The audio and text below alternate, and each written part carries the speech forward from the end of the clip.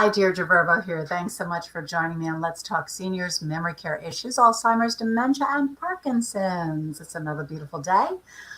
Today, I am bringing you information on senior planning.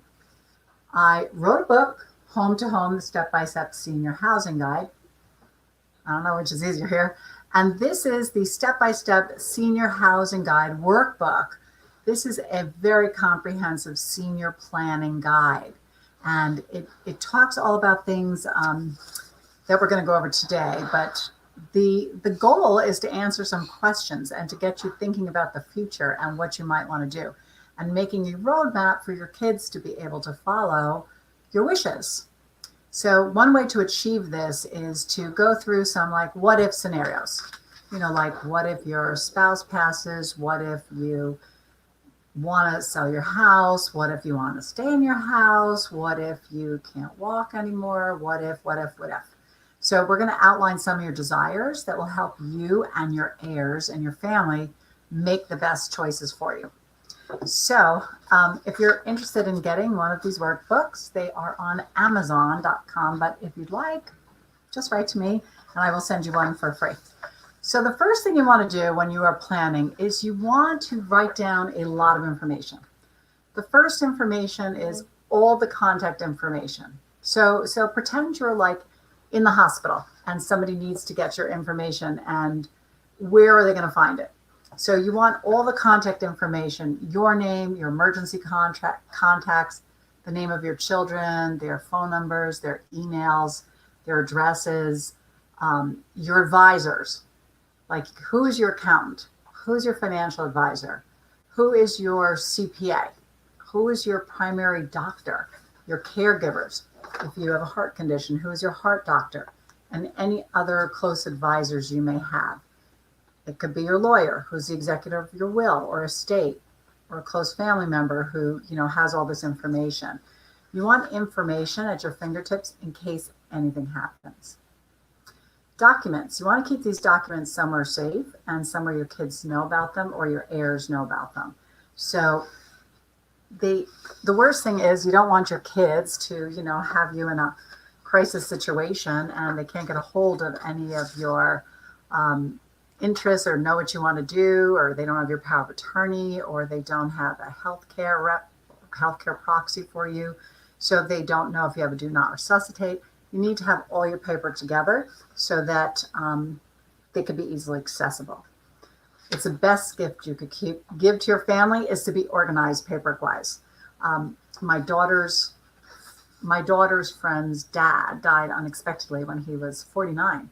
And we helped the mom clean out his store. He owned a store, and close it down. And it turned out that he had such disorganized paperwork and he was financially in the hole. And with everything she had to do, she had hardly any time to mourn him or grieve him because it was just such a mess paperwork wise. And he was a great guy, but the best gift you could give your family is to be organized when you get sick or incapacitated or get older and they need to help you so they know what your wishes are. So you want to maybe buy a small fireproof safe and keep all your paperwork in. Or if you get the workbook is, you can write in it. So if you have the workbook, you could do all your planning right here in the book. So you just write in the whole book, and then you can keep the book with all your wishes in a safe place. So the next thing you want to document is all your banking. Where's the money? Where is the checking accounts? Do you have checking accounts? Do you have CDs? Do you have savings accounts, investment accounts with different firms? Anything you might have. You want to know where is the money. You might also want to have your last year's tax return handy so people can look at it and see what you have. Because let's say you have rental property. It'll be listed on your tax return you might not know about. Let's say you have CDs. That'll also be listed, the income on your tax return, so they can kind of glean things from the tax return. But you want to print out all your statements for each of your accounts and have just a statement. So if you have a checking account, savings account, CD account, you want to print out a statement of everything so your kids can easily, or your heirs can easily get to it. Real estate, this is a big one. So you want everything to your primary residence. If you have your deed, if you have your mortgage, if you have a mortgage statement on it, all the information about your mortgage. Do you have a second mortgage on it? Do you have other property? Do you have whatever property it is? Do you have a mortgage on it? If not, say it's paid off, no mortgage. Same thing. Do you have a first mortgage, a second mortgage? Where's the property located? Do you have tenants? Who are these tenants? So everybody knows how to get a hold of things if you are no longer able to do it. So you want to print out all the statements from each of the accounts and put it in a safe, secure place, along with a list of, here's my primary residence, my property, my other properties, my other holdings, and make it really easy for your kids or your heirs. Insurance. What kind of insurance do you have? Do you have health insurance? Do you have life insurance? Do you have disability insurance? Long-term care, homeowners, auto insurance, or any other kind of insurance you might have? You want a copy of the policy. So even if it's, not the latest copy, a copy of the policy, as long as it's the same policy. If people have the policy numbers, this is how they are going to be able to track everything down. Just saying you have life insurance is not very helpful. Who to call, who it's with, the policy number, that's what they need. So I know it's a lot of paper gathering, but it is going to be all worthwhile. So all your insurances for your homeowners, your car, your life, disability, auto, whatever you have, make a photocopy of each of the policies, or at least a printout of the page, your bill, so they can see what it is, and have that in your safe too. Now, legal. This is very important. I think my mom kept this in the glove department for my dad of her car forever. So you want to have some legal documentation, a medical directive, a durable power of attorney for healthcare and HIPAA release, a durable power of attorney for finances, a revocable living trust if you have one, and a will. So let's talk about your medical directive and your power of attorney for HIPAA and healthcare. You also might have a do not resuscitate, a DNR. So it is not automatic in the state of Connecticut anymore for your spouse to even take over be your healthcare proxy. So you need to name your spouse if that's who you intend to have as your healthcare proxy. It's not a given. It's not a given if you don't have a spouse that your eldest child is going to do it, or your best friend, or your sister, or your brother. Nothing is a given. It has to be written out. So you want to have a healthcare proxy. Actually, anybody over the age of 18 needs to have a healthcare representative or healthcare proxy, it's called. Very easy paperwork, and this is super important paperwork. If you're in a coma, can't make your own decision, somebody needs to be making decisions for you. Medical directive, power of attorney. Let's say you're in a coma. You can't make your own decisions. Somebody still has to pay your bills and make sure your money is safe and secure. So they need a power of attorney for your finances too. Now, this is not somebody that's going to be able to do anything with it while you're fine, but this will come into play as soon as anything happens to you. They can have the power of attorney to take over for you when you can no longer do it. A revocable living trust or an irrevocable trust, if you have a trust, all that paperwork needs to be somewhere easy to find. And you want a will. A will is something simple. You can write yourself. You can have an attorney do it. But you want a will outlining your final wishes, who you want to give what to, what happens with everything. I mean, let's face it, the worst thing ever is to die unexpectedly or get sick unexpectedly and have your kids left up in the air as to where everything is, who you want in charge, what they should be doing, what your wishes are, knowing where anything is. It's crazy. The best gift you could give them is being prepared with your paperwork. That's all I can say. And you do not want your children or your heirs fighting after about anything you have. I'm sure that is not going to be your wish or intent. So spelling it all out beforehand. Even when I was making up my will, I named one child responsible for me. She'll head up everything. Now, my kids are all responsible, and it's not that I don't trust them all, but you want one person typically that will be in charge. So there's one chief in charge. The others can help, but one person should be named as the primary person in charge instead of joint people. Computer passwords. These are important. You should have your computer passwords. Keep these in your safe. Your computer passwords. Otherwise, your kids will not know how to get into anything. And as you know I have a million computer passwords too, and they change all the time. So I have like lists and lists. Now I have an Excel, so I can alphabetize them of my computer passwords. It's craziness, but computer passwords to get into important information. You want to save them all, like in your vault, and make sure that's updated because those change all the time. So really, we identified a bunch of important paperwork and documents that you need to make it accessible to your family members and advisory team.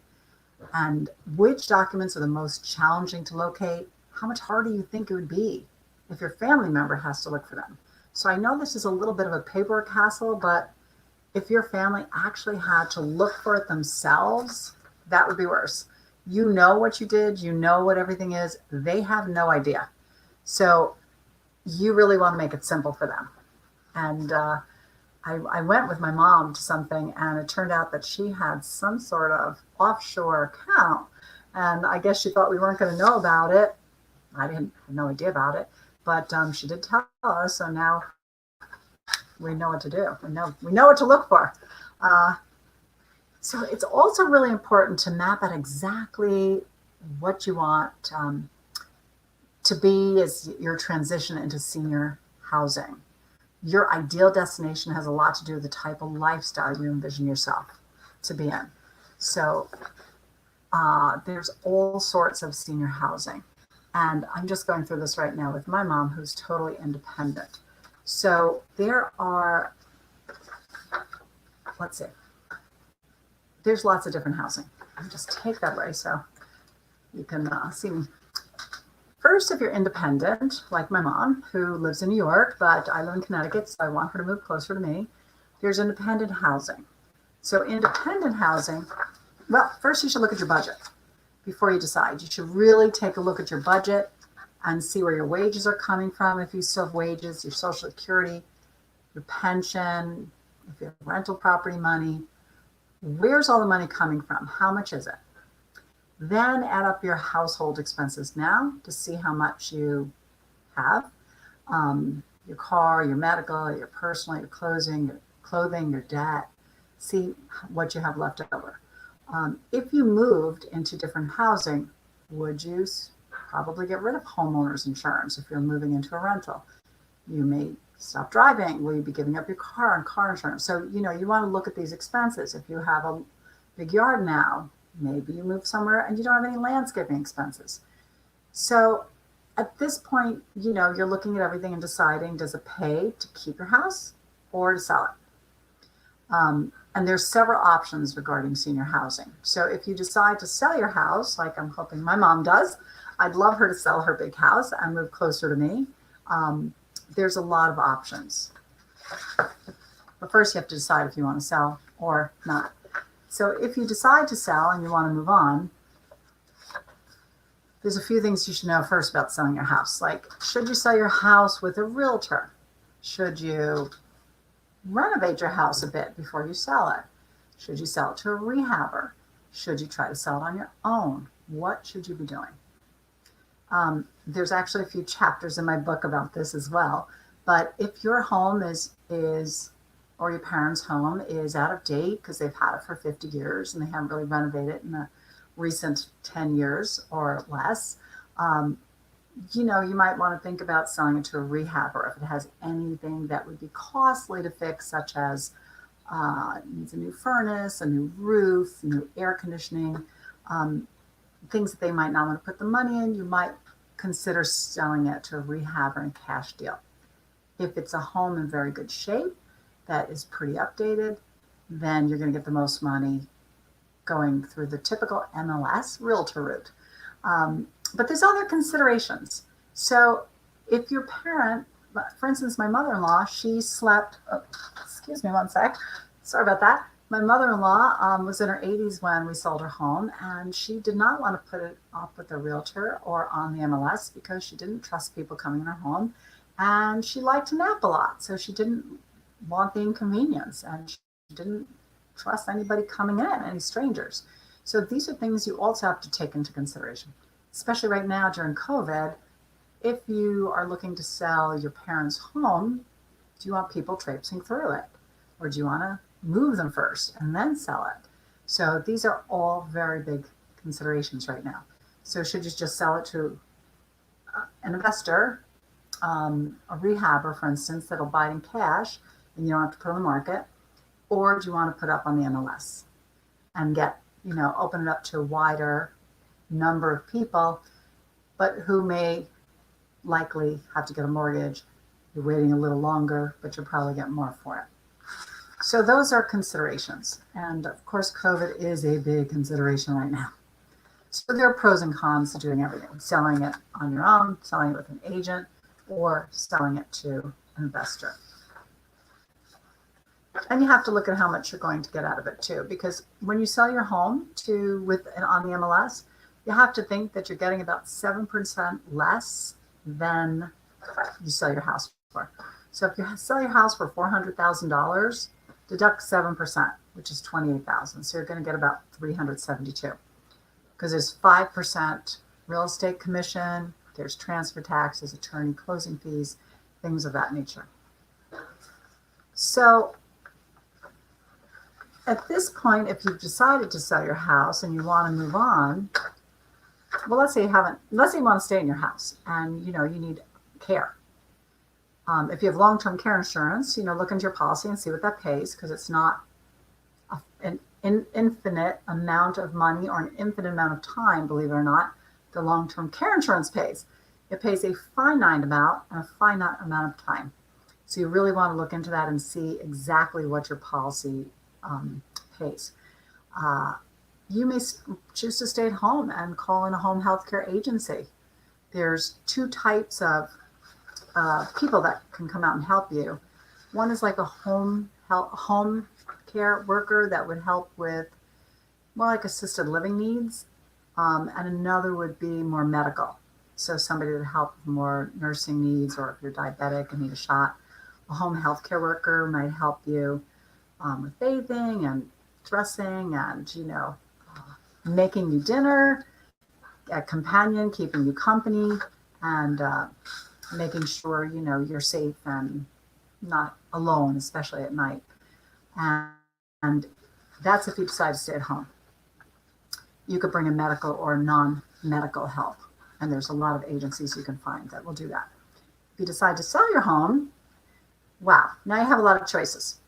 So if you're independent like my mom, there's lots of independent communities.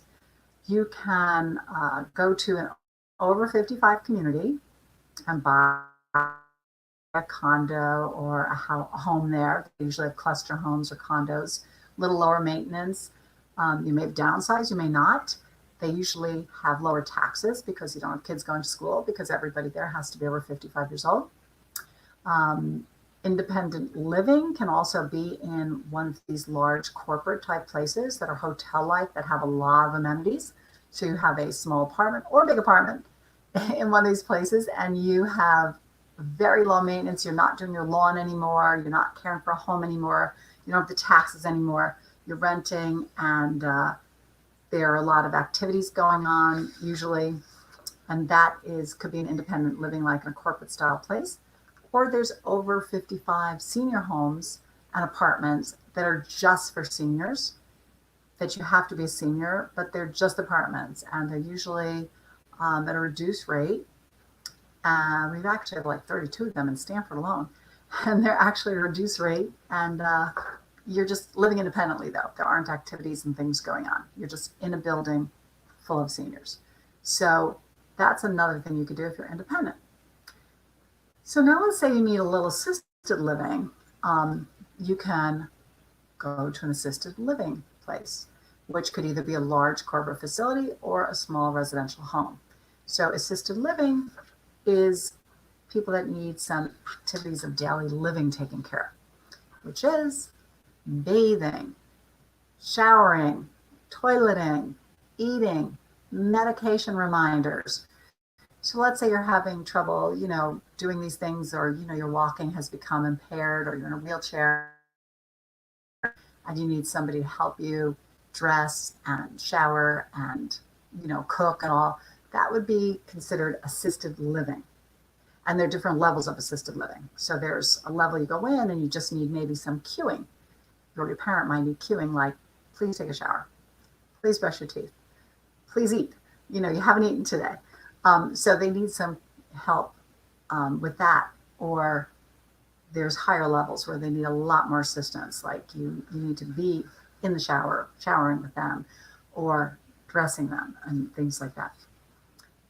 Then we have memory care. Memory care is another level. That is when your parent may start to lose memory, have some dementia or Parkinson's or some Alzheimer's that set in. And unfortunately, with these memory brain diseases, they progress. They do not level off. They do not get better.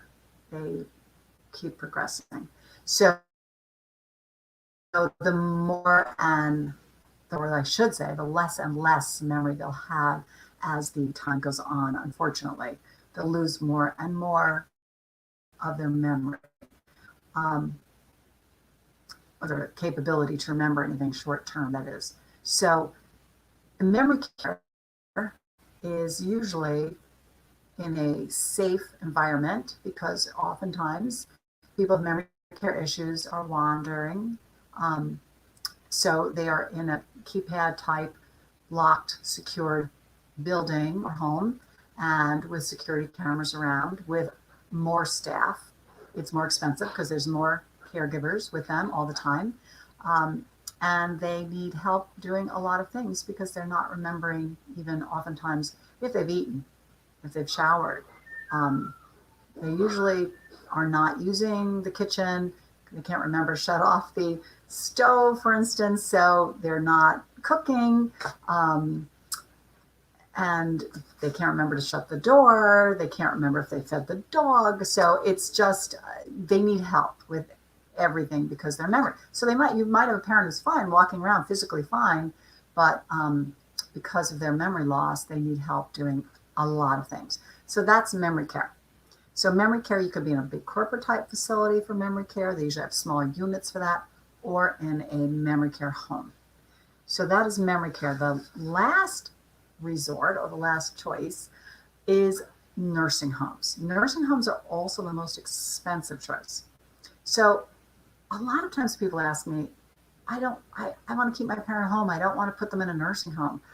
Wow, as I just explained, there's a myriad of choices between home and nursing home. Back in the day, 40 years ago, there were not. But now there are so many choices. There's so many more choices of independent living. There's so many more choices of assisted and memory care. So it's not like stay home or go into a nursing home. So a nursing home is just what you think it is. It's when you need nursing help, medical help, doctors, staff, round the clock that can take care of your medical needs. Typically, you are in more of a hospital-like setting with fewer activities. Oftentimes, people are bedridden, and this is the most expensive care. So you don't want to jump right from home to nursing home if you could help it. If your parent has a medical necessity, then of course that's what you're going to do. But there's levels in between. So, and the nursing home is probably the last place you want them in, especially if they don't need to be there. So totally independent, assisted living, memory care, all comes before nursing home. So these are things you need to know. Do you have the money for it? Do you need to go on Medicaid and do a spend down? Because in the state of Connecticut, Nursing homes are free if you're on Medicaid. They are not if you're on Medicare. Medicare is when you have some money. So you need to start a plan. If you have money, but maybe not enough to be, going this route, then you might want to sit down with a financial planner and maybe do an irrevocable trust and see what you should be doing. You should see what you should be doing with an elder care lawyer or a financial planner to see how to stretch your money and stretch your budget for the future, because hopefully you live a long time, your parent lives a long time, and I think statistically out of a couple, the chance of somebody living to almost 90 is very high right now. I think it's 89 or 90 years old, 89 to 90 years old. So if your mom and dad are still alive, one of them should be living to at least to about 90, statistically.